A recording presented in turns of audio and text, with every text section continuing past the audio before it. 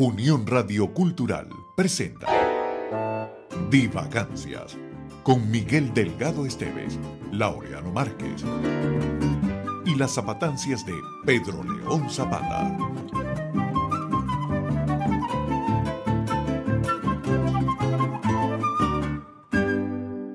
Laureano Márquez Pérez, gusto en saludarle. Miguel Delgado Esteves. ¿Cómo estás tú? Bien, bien, aquí estamos nuevamente juntos para divagar. Me parece muy bien. Laureano, ¿sabes que hace poco recibí una información escrita por un periodista venezolano que no se encuentra en Venezuela, está afuera y hace unos programas muy buenos, muy interesantes, pero me llamó la atención que él coloca para el día 19 de abril que se celebran los no sé cuántos años cuando la Junta Patriótica de Venezuela declara la independencia. Y realmente no pretendiendo nosotros invadir los espacios de nuestra admiradísima, querida y amada amiga, la doctora Inés Quintero Montiel. Sí. Así es. Invadir los predios de ella es correr el riesgo de que ella cante.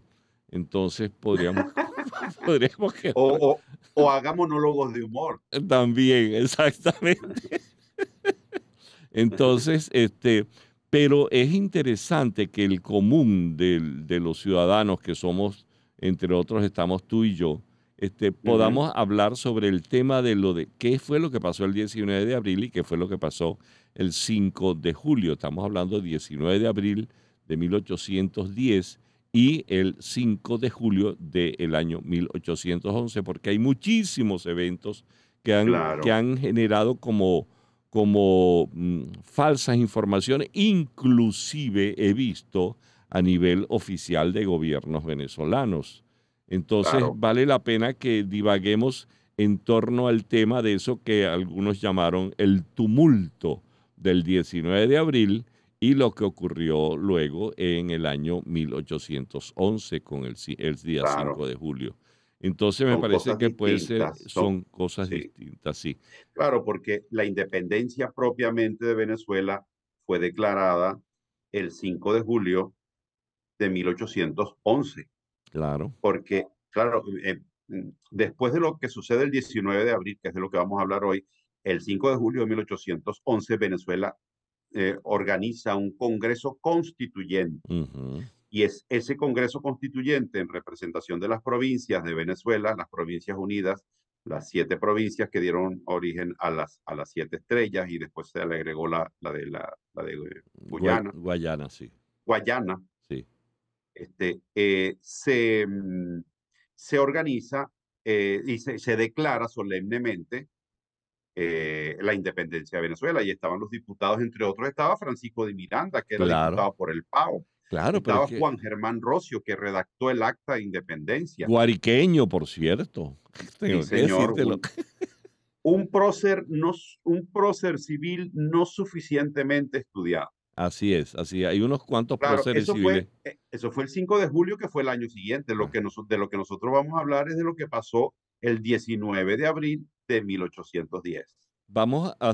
Estamos en divagancias, por cierto, no lo hemos dicho en el programa que tenemos hace un muñuño de años que comenzamos haciendo con nuestro querido y siempre admirado Pedro León Zapata.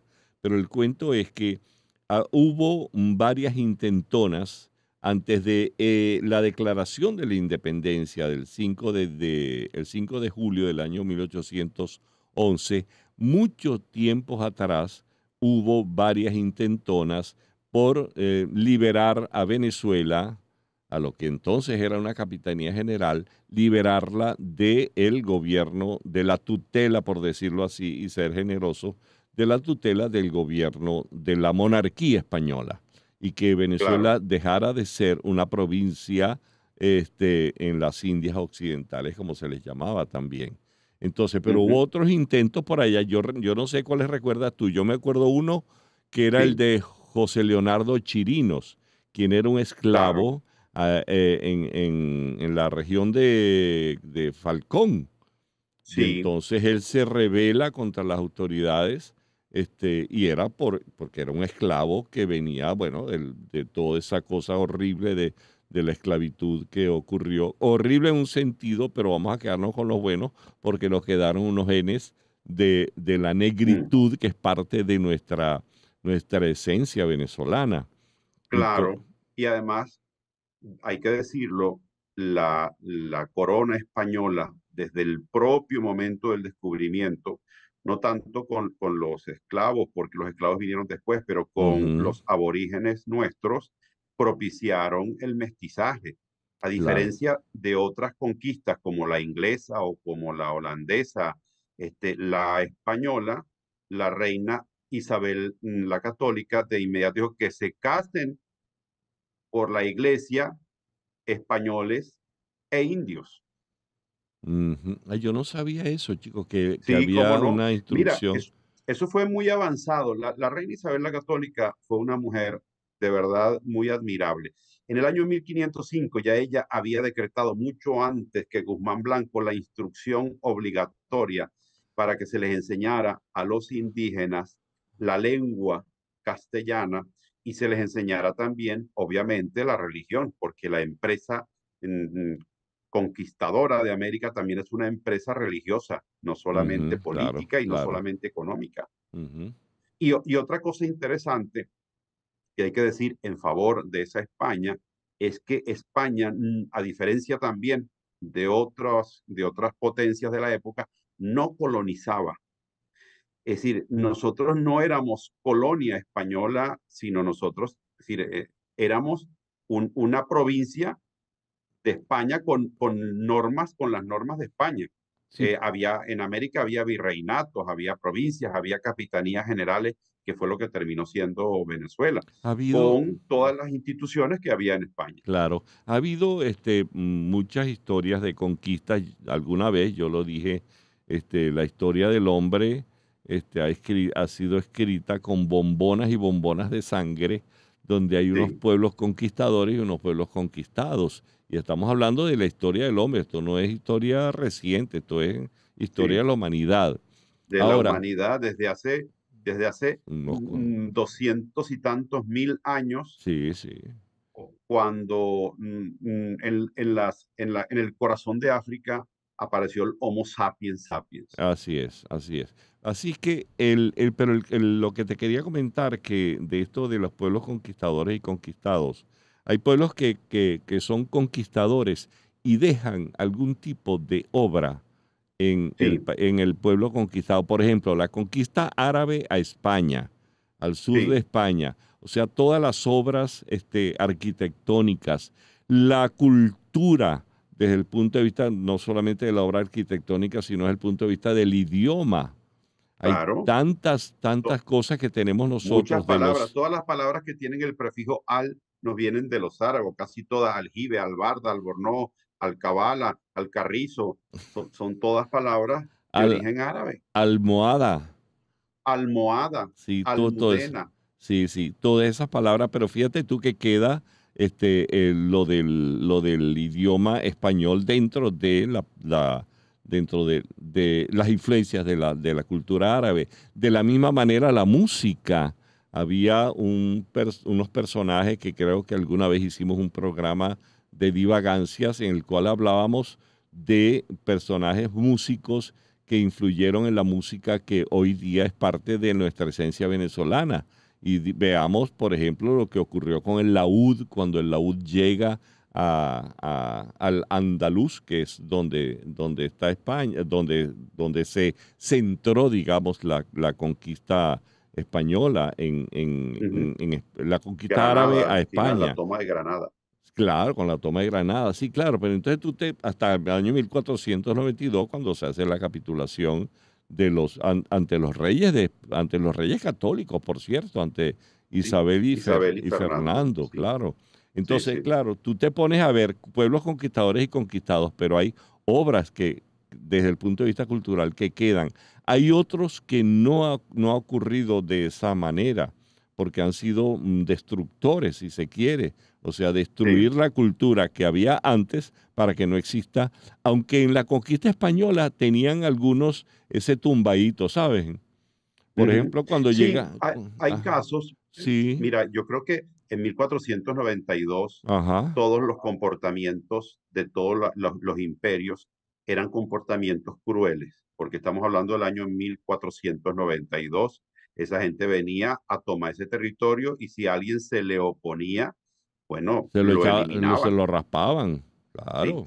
Pero, claro, y las normas de protección de los indígenas que la reina decretaba en Madrid, Ujú, una cosa era el decreto en Madrid, bueno, o en Toledo, porque quizá Madrid todavía no era la capital, o en Granada, o en Sevilla, eso se decretaba ya esas leyes, pero a la hora de aplicarlas en la cotidianidad de la selva venezolana, ese ujú. señor que tenía la espada en el cinto y el casco en la cabeza, actuaba según su cultura y su cultura era una cultura de violencia.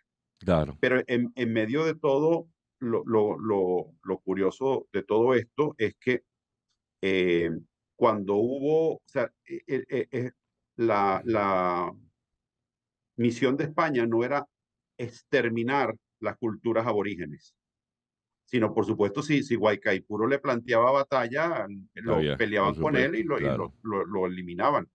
Pero cuando había la aceptación de la dominación, había unas normas para proteger, para que los indios tuviesen educación, etcétera, etcétera. Claro, todo esto en los inicios, pero ya cuando estamos hablando de la época del 19 de abril, toda Ujú. América tenía fundadas todas las ciudades que conocemos hoy, ya habían sido fundadas, Claro, las universidades claro, que claro. el idioma que Mm, compartía toda la América ujú, hispana ujú. y las instituciones que después, bueno, heredaron las repúblicas de alguna manera, ya estaban constituidas. Entonces, esa es una cosa que llama mucho la atención, a diferencia de otros casos como los Estados Unidos de América con los ingleses o las colonias africanas de Ujú. holandeses, de belgas Sí, que llegaron allí. sí, Pues. sí. Complementando un poco lo que tú decías, Laureano, porque tiene mucho que ver la Iglesia Católica. Claro, La reina Isabel, la católica, justamente los procesos de evangelización que trajeron muchos sacerdotes de muchas, ¿cómo se llama? Congregaciones. Entre ellos, bueno, estaba el celebérrimo Bartolomé de las Casas, que también sí, se le hablaba que era protector de los indios.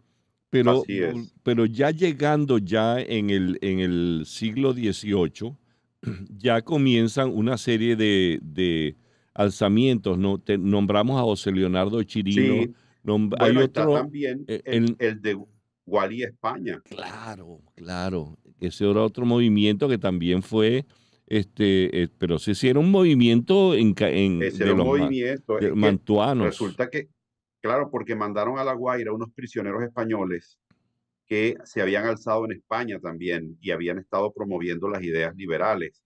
Y Ujú, esos señores llegaron a La Guaira y en la cárcel de La Guaira comenzó a difundirse también su pensamiento entre los criollos.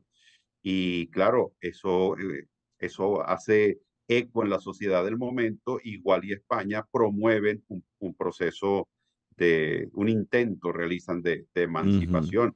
Miranda también había invadido En el año las costas mil venezolanas, ochocientos seis, cuando sí, invade por la vela de Ocumare, Coro, Ocumare, Ocumare, él entró por Ocumare de la Costa y entonces lo sapearon.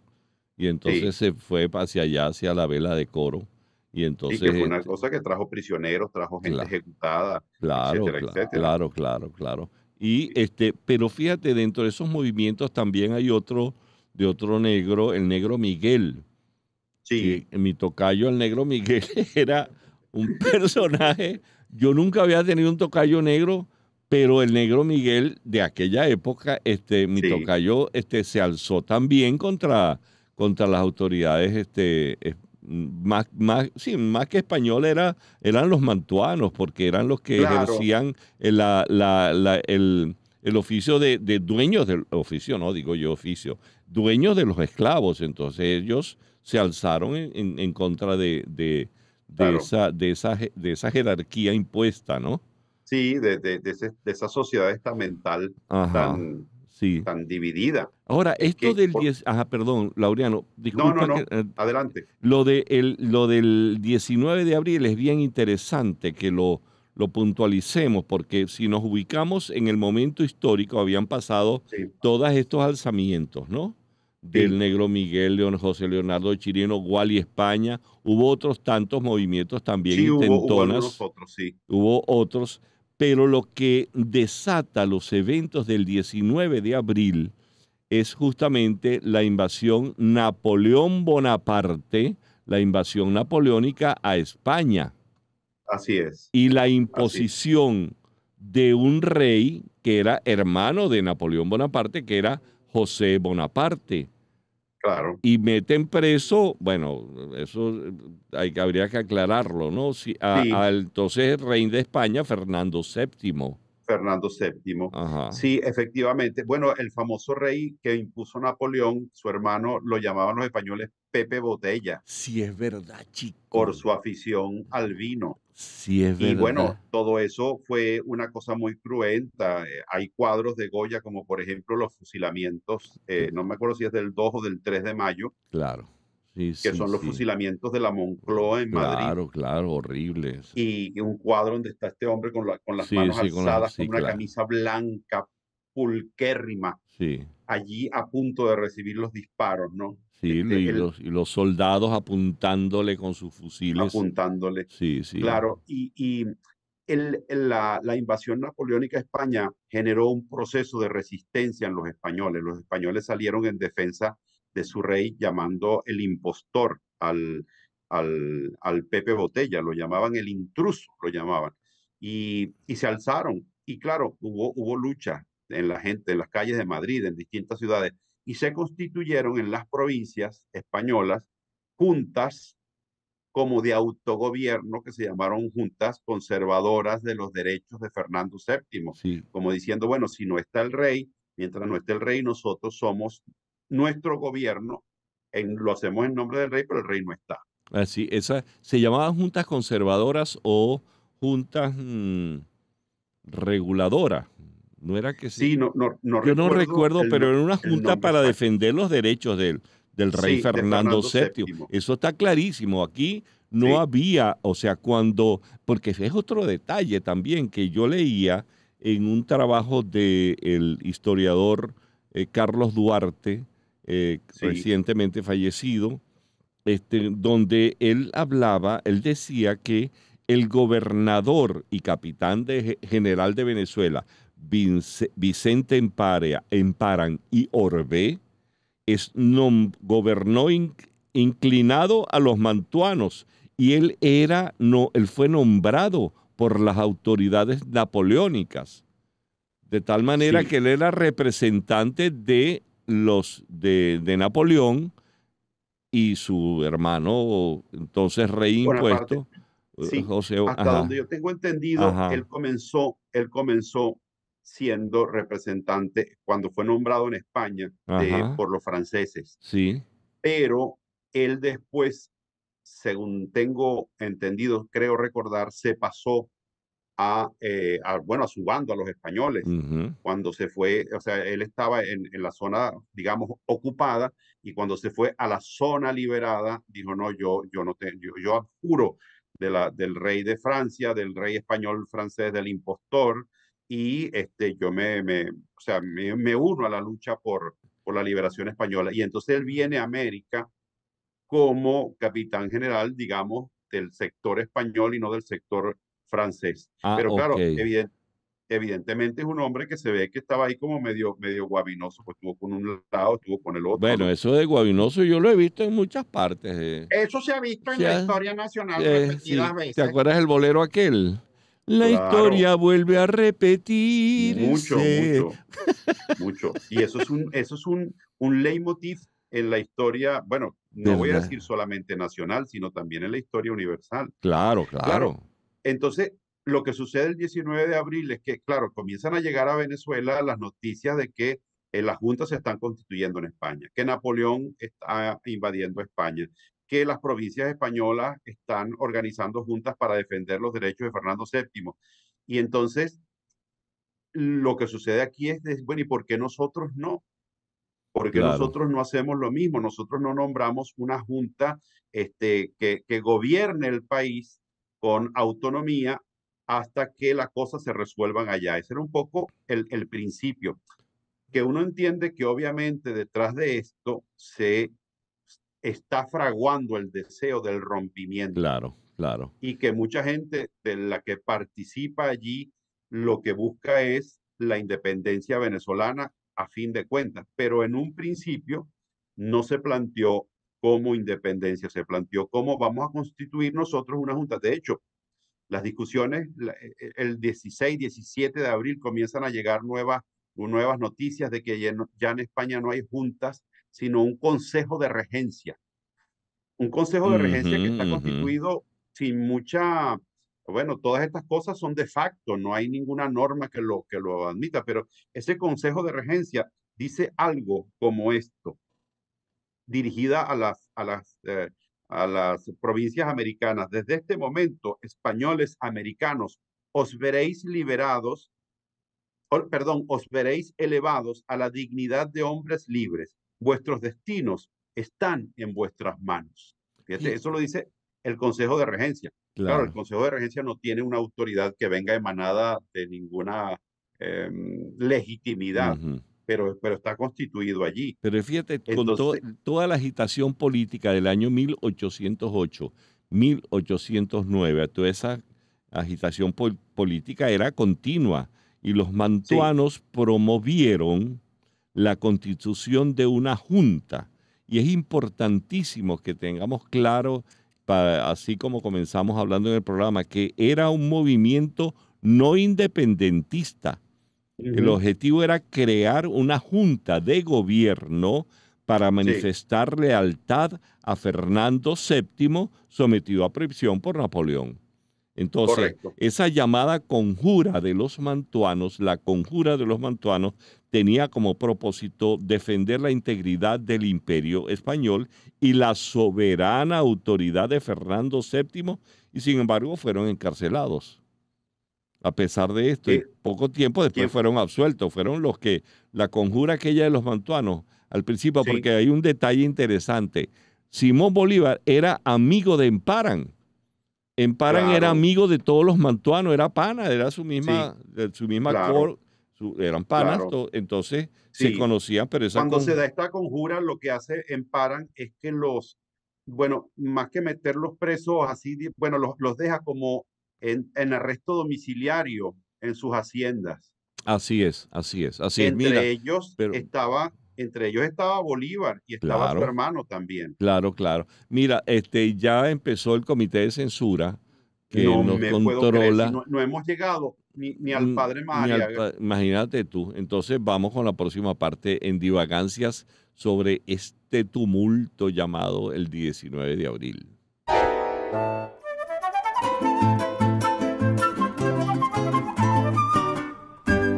Y lo que yo estaba diciendo respecto a las especias Ajá. es que hay una especia que se llama casia. ¿Y tú sabes lo que es la casia? La acacia, No, sé que casia es. como el reloj. No, Casia, no como el reloj. Un reloj hembra. femenino. Ah, bueno. La reloj. La reloja. La reloj. Bueno, resulta que la casia, otra vez recurro a la fuente de todo mi conocimiento, que es el Petit Larousse. Ajá. Planta herbácea de flores generalmente amarillas, con lo cual no explica nada. Uno no entiende nada. Una hierba que Da tiene lo flores mismo. amarillas, pero León, Claro, dice que es un arbusto también. Ajá.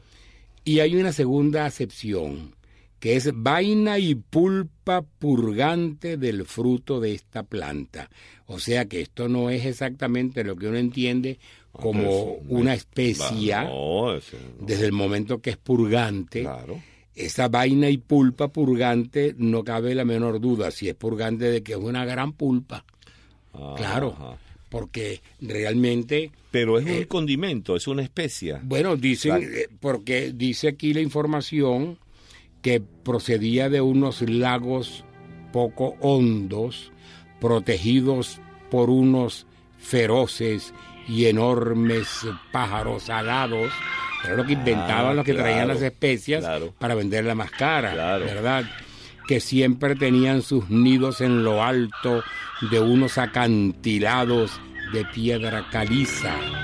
Cuando los nidos se desplomaban por el peso propio de los nidos, los mercaderes podían recoger la acacia. Entonces la recogían arriesgando su vida y naturalmente la vendían arrancándole la vida al que se lo pagaba. Y la gente, por Marco Polo. Y la gente piensa que es una tontería, pero la verdad es que vale la pena perfectamente darle la vuelta al mundo por conseguir canela o por conseguir pimienta. Nuez moscada. Porque prácticamente nada de lo que nosotros comemos serviría para nada si no tuviera especias.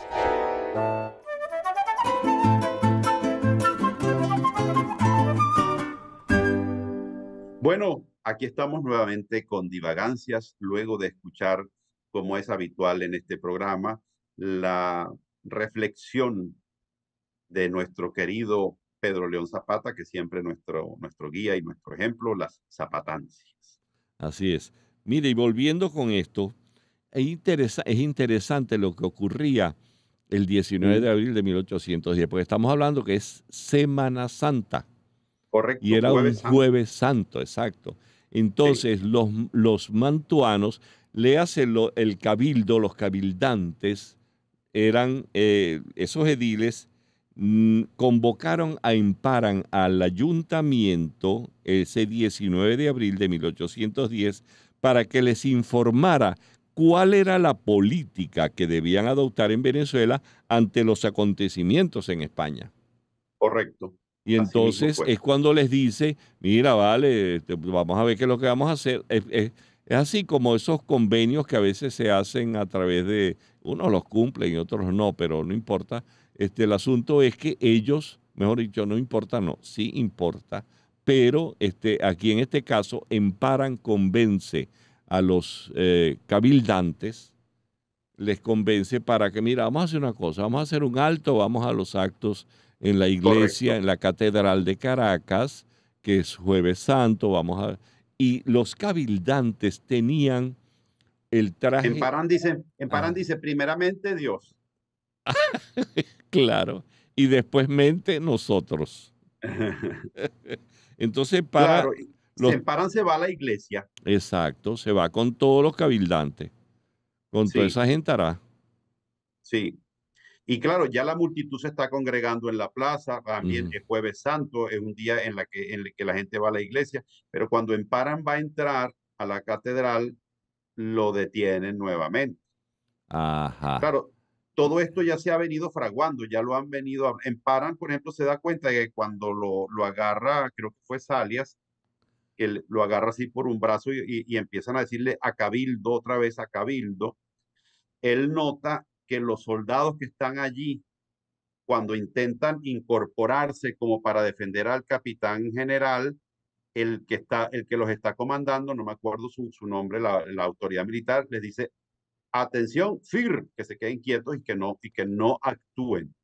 Entonces, claro, Emparan también se va dando cuenta de que allí está pasando algo más, de que bueno, que la cosa no solamente va con ver qué está pasando en España, sino con sustituirlo a él. Claro. Porque en las primeras reuniones un poco lo que le planteaban era algo así como más de negociación. Mira, vamos a hacer la junta y tú la presides. Le habían ofrecido incluso a Emparan que presidiera la junta. Pero ya cuando van a la segunda parte del cabildo, después que lo agarran en la Plaza Bolívar, lo que van es a destituirlo como capitán general y constituir una junta aparte. Tú sabes que yo tengo aquí en mis manos un libro que se llama Juan Lovera, Pintor de los Próceres. Es un libro editado por la Fundación Pampero en los años 80. Y hay algo que planteó el escritor de este libro. El señor se dedicaba a pintar todo el paseo de los próceres. Todo el tiempo. Juan Lovera pintó todos los próceres que tú quieras conocer. Entonces, inclusive eventos como el célebre cuadro del 19 de abril y el célebre cuadro de la firma del Acta de la Independencia del 5 de julio del año 1811. Pero fíjate tú que hay algo que tú decías. ¿Quién es la persona que le dice a Emparan vuelva a Cabildo? En la historia dice el padre José Félix Blanco, quien fue testigo presencial de esos sucesos, dice que al Emparan entrar a la catedral, el ciudadano Francisco Salias le abalanzó a la vista de 50 granaderos españoles de la Guardia del Templo. Yo no sé cómo hizo ese señor para saltarse todos esos cordones de seguridad, porque estamos hablando de la máxima autoridad. ¿Cómo haces tú para brincarle a un gentío armados, no? Y entonces le dijo, bueno, Usía, venga al Cabildo, ¿no? Es la célebre frase. Sin embargo, en ese tumulto la gente, bueno, empezó a decir, hasta que Feliciano, fíjate qué interesante esto, este era el alférez, Feliciano Palacios, alférez real, le aconsejó que mejor era que volviese y así lo hicieron. Ahora, en el cuadro del 19 de abril, el historiador Carlos Duarte, quien antes había hecho un trabajo extraordinario también, financiado por la Fundación Pampero, entonces él hace un libro que se llama La historia del traje colonial. Y ese libro, La historia del traje colonial, lo lleva a investigar que por qué esa persona que aparece en el cuadro del 19 de abril, quien tenía el traje de gala de los cabildantes para las sesiones extraordinarias en el cabildo, ahí en el ayuntamiento, ese traje de gala fue inclusive diseñado por el mismo Emparan, que era una paltolevita. Y si ustedes ven, invitamos a los divagadictos y divagoyentes a que vean el cuadro del 19 de abril, eso se consigue en internet, en cualquier... En internet. Sí, se consigue, y entonces ven que la persona que está dirigiéndose a Emparan tiene el traje de gala de cabildante. Pero, ¿qué pasa con esto? Que la gente dice que será Francisco Salias, pero no puede haber sido Francisco Salias porque Francisco Salias no era miembro del Cabildo. Por lo tanto, no podía tener puesto el traje de gala de los cabildantes, quienes aparecen allí en el cuadro. Y es cuando se entera, entre las averiguaciones, aparece que la persona que está allí diciendo que vuelva a Cabildo y convenciendo a Emparan, seguramente Francisco Salias le dijo, o él fue el que armó el tumulto, pero brincarse a 50 granaderos de la guardia del capitán general y decirle, agarrarlo por el brazo, eso es bien complicado de creer. Pero esas son esas cosas historiográficas. Y entonces... Lo que pasa es que a lo mejor, Miguel, lo que sucedió es que Salias fue el que lo agarró, pero en el momento en que Lovera sacó la foto, él, para evitar verse comprometido, se escondió. La foto no, Laureano, el retrato. Como tú dices, evitar no es cobardía. Ajá. Entonces, Feliciano Palacios y Blanco, tío de Simón Bolívar, es el cabildante quien le dice a Emparan, por favor, vaya usted para el Cabildo. Y es cuando el célebre evento que me hace recordar, por supuesto, mi gran fracaso, uno de mis grandes fracasos en la vida, me acuerdo del poema Derrota del querido y admirado Rafael Cadenas. Mi intento de la actuación realmente fue una cosa, mi primero y único intento en la actuación fue justamente cuando yo estudiaba segundo grado y la maestra va a hacer una representación con los muchachitos que éramos ahí entonces, una representación de lo que ocurrió el 19 de abril. Y ¿quién era yo? Emparan. Pues, wow. Yo era Emparan, Laureano, y fracasé rotundamente porque entonces yo tenía, ¿cuál era mi diálogo? ¿Me queréis por vuestro...? No. No, No, en Parán no, mentira, Madariaga, yo era Ah, tú Madariaga. eras Yo era Madariaga, no Madariaga. hablabas sino Mi pura monólogo seña.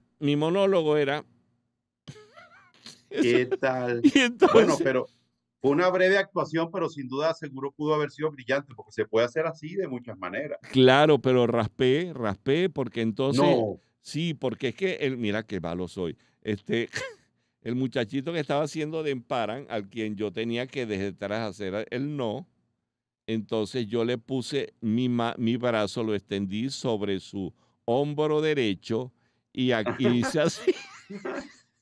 Y la maestra me dijo, muchacho, pero ¿cómo vas a ponerle así en la cara? Era por detrás, así escondido. Y yo realmente ese fue claro, mi gran fracaso en la claro, claro. actuación. Pero volviendo, bueno, esa es una anécdota personal, perdonen esta Pero muy divagancia. buena. Pero lo cierto es que Feliciano Palacios y Blanco, tío del Libertador, fue y apoyó a todos estos hechos del 19 de abril. Pero mira lo que pasó. El tío del Libertador brincó la talanquera, Laureano. Así, Sí, señor. Y él, después de haber formado parte de la Junta Suprema de la defensa de los derechos de Fernando VII en estas tierras, pues resulta que el hombre brincó la talanquera, compadre. O sea, eso es no, más viejo. O sea, las brincadas de talanquera son una cosa que es eso no, histórica. eso es histórico Es, en es- la nuestra, historia de la humanidad, porque bueno, yo me imagino que sí, no sí, es sí, sí, en exclusivo de nuestra vida nosotros. como país bueno, y en la humanidad, Sí, claro. sí. Pero Entonces, ajá, fíjate, es ajá, curioso todo esto, porque al final, bueno, Emparan es destituido del cargo de capitán general. ujú, Se hace un acta del 19 de abril en la que se dice que se constituye como una especie de gobierno provisional de sí, esta junta que sí, sigue siendo este, respetuosa de los derechos del rey ausente, que es Fernando VII. así es, así es. Digamos, hasta el momento no hay como una separación del Reino de España, sino que como la Constitución dice, bueno, vamos a constituir un gobierno de aquí, mientras tanto todo esto se resuelve. Fíjate qué cosa tan interesante esto, porque Madariaga, el padre José Cortés de Madariaga, que es el del célebre gesto universal, Chileno, por cierto. era chileno, ¿verdad? Sí, Y sí, él sí. llegó a Venezuela en el año 1802 y estaba aquí y formó parte del cabildo de la Catedral de Caracas. Y el Claro, él presbítero, era párroco en la catedral. así es. Fíjate tú lo que tengo yo anotado aquí, que el presbítero José Félix Blanco, y que ya nombré que fue testigo de los acontecimientos del 19 de abril, le informó de los eventos del 19 de abril en el ayuntamiento, y entonces él se empujó para allá, para el cabildo. Pues él no estaba convidado, Claro. pero él después tuvo una participación, porque él fue miembro de la Junta Suprema, como representante claro, de esa Junta Suprema defensora de los derechos de Fernando VII. Y era el representante del clero, y Ujú, tuvo la misión, tuvo una misión diplomática en Nueva Granada cuando esta cosa se estaba gestando, ¿no? ujú. Y él, Exactamente. exacto, y él regresa de allá de Nueva Granada, regresa en lugar de venirse en el tren o en un autobús, entonces se vino por el río, mira la ruta que hizo. Regresó a Caracas por los ríos, el Río Negro, Río Meta y por el Orinoco, pero Wow. no se vino nadando. Ese perdón es en Paran, digo Madariaga. Madariaga, Madariaga. Eh, Claro, Inclusive para el himno nacional hay se me olvidó dónde fue que lo leí alguna vez, que él venía en esas barcazas donde venía a través de todo este transporte fluvial. Él escuchó tarararani, na, na, na, na, na, na, el Gloria al Bravo Pueblo. efectivamente. Estaba Mm. pensando justamente que entre los reportes que hacen cuando todo esto se conoce en España, hablaban de que se estaba cantando una canción en todo esto ya del 19 de abril, que era el himno actual nacional, que era una Ujú. canción que hablaba ya de abiertamente de separación, de independencia, de todo eso. Que por cierto, leí también en esto cuando comencé diciendo que de este periodista hablando de que el 19 de abril es declaración de la independencia, eso, y advertimos nuevamente, el 19 de abril no fue como tal un movimiento pro independencia, no. Ujú.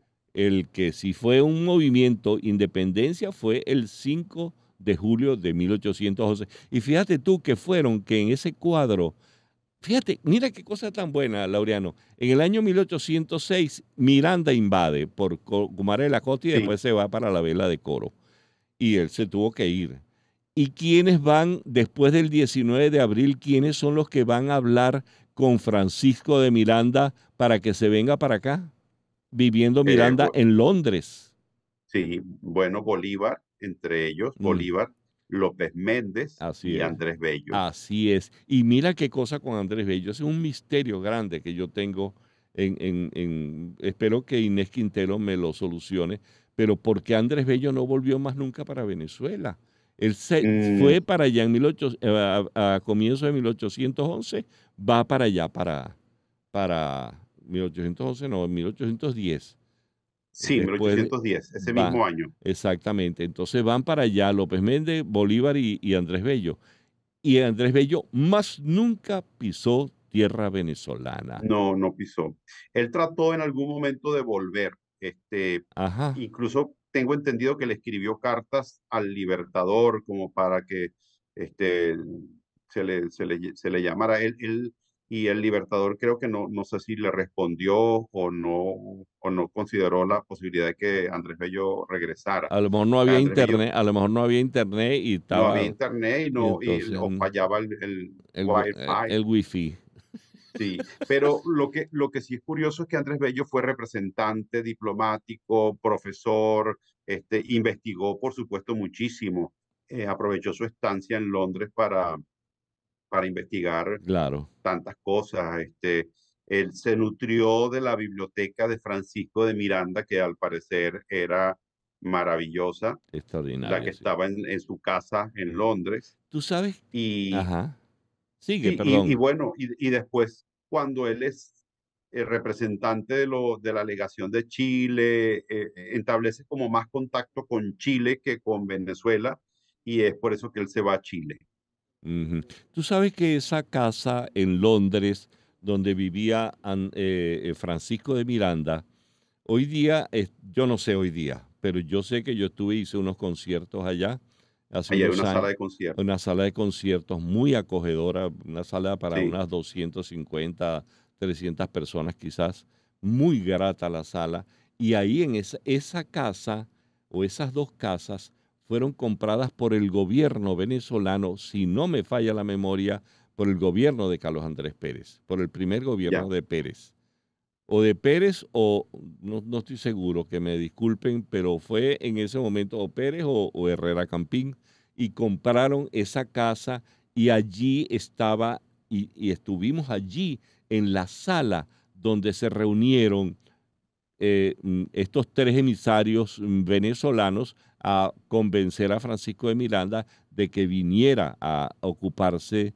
de todo el plan que tenían con respecto a la independencia de Venezuela. De hecho, en el cuadro de Juan Lovera, del el pintor de los próceres, en el cuadro del 5 de julio del 1811, allí aparece en un primer plano, aparece Francisco de Miranda como una de las figuras Sí, prominentes, uno de los que fue, sí.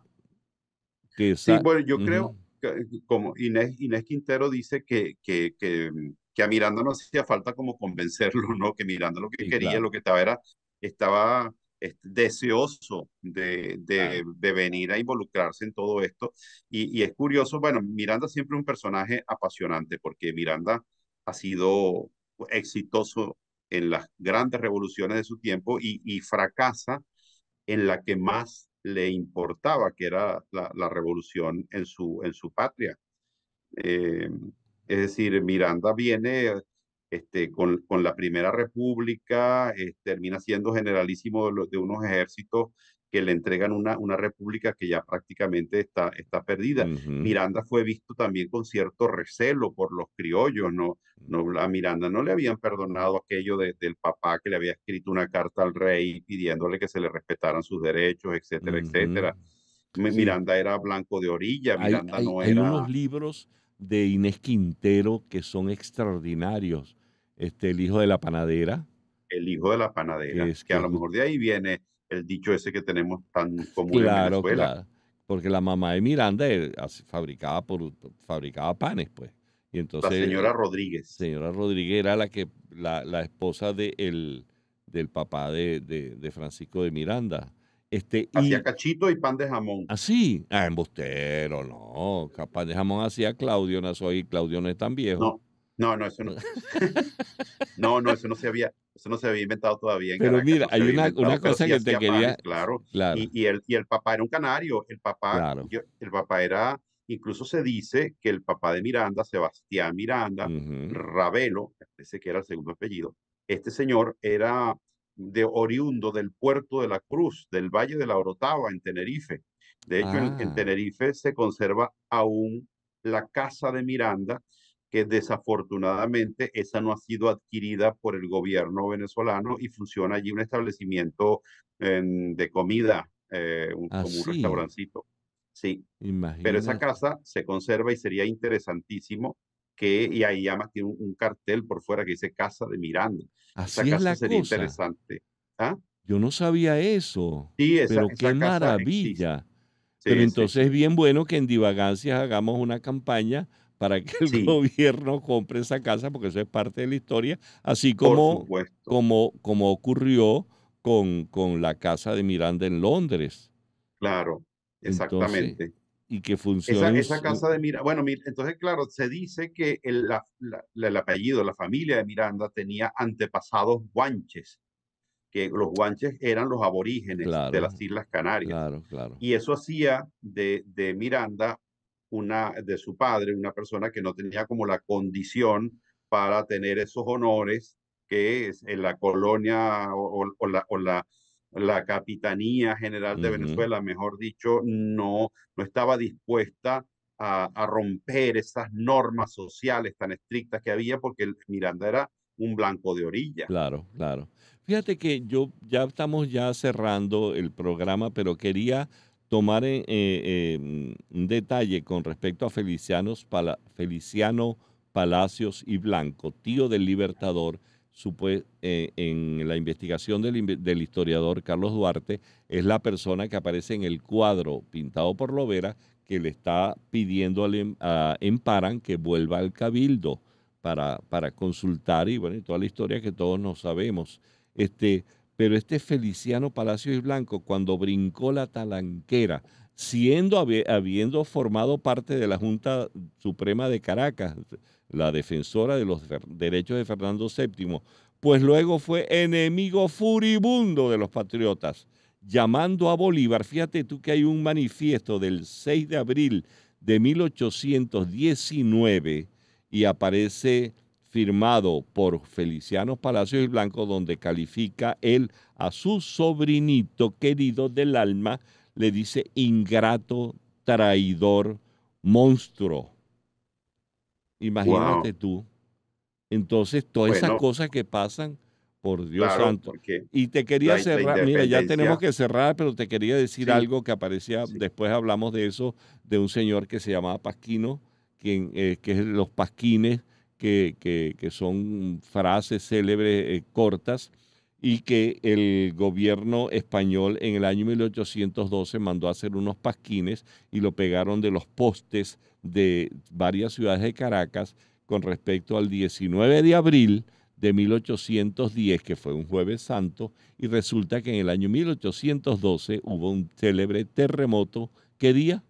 El jueves santo también. El Jueves Santo, es Y verdad. entonces ese pasquín decía, jueves santos la hicieron, jueves santos la pagaron. ¿Qué tal? ¿Qué Qué tal cruel, para qué que tú veas? rudo. Qué rudo, ¿no? Pero Sí, bueno, muy rudo. es importante, el 19 de abril no fue un movimiento independentista, fue defensa de los derechos de Fernando VII. Y los que digan lo contrario, le echamos a Inés Quintero. Exactamente. De todas maneras, hay que decir que tenía sin duda un trasfondo ahí, que había Claro. una intención ahí, que Pesca en, bueno, pesca en río revuelto, chico. claro, avanzaron hasta donde les fue posible y al menos lograron tener, mientras volviese el rey, un gobierno, digámoslo así, autónomo. Así es. Mira, tenemos Sí. que despedir porque ya el señor Bueno, empezó a hacerme unas señas muy feas que no te las voy a sí, repetir. una seña tipo Madariaga, ¿verdad? No, tipo Madariagas, exactamente. Sí, Bueno, entonces la persona que está es una de las personas que trabaja con nosotros, el señor Fernando Camacho sí, Madariaga. sí, señor. Y bueno, y Carlos Javier Virgües también, También él también le mete al Madariaga, ¿viste? también. Pero bueno, tenemos a dos damas importantes en este programa, Son las jefas. Isabela Iturriza, Ajá. E Inmaculada Inmaculada. Sebastiano. Claro, claro. ¿Y qué más nos quedó por allí? Otra dama, Lisbeth. Lisbeth, esto es una ginecocracia. Bueno, y todo el equipo de Mundo UR. Así es, así es. Entonces, bueno, hasta la próxima divagancia. Laureano, oye, que me encanta hablar de esto, pero son programas que se quedan cortos. Vamos al sano, ¿viste? Todo queda Vamos a corto provocar un porque la historia es alzamiento larga. de la Junta Reguladora de los Derechos de Divagancias. ¿Qué Sí, te hay parece? que constituirla y lograr la independencia después. Unión Radio Cultural presentó Divagancias con Miguel Delgado Esteves, Laureano Márquez y las zapatancias de Pedro León Zapata.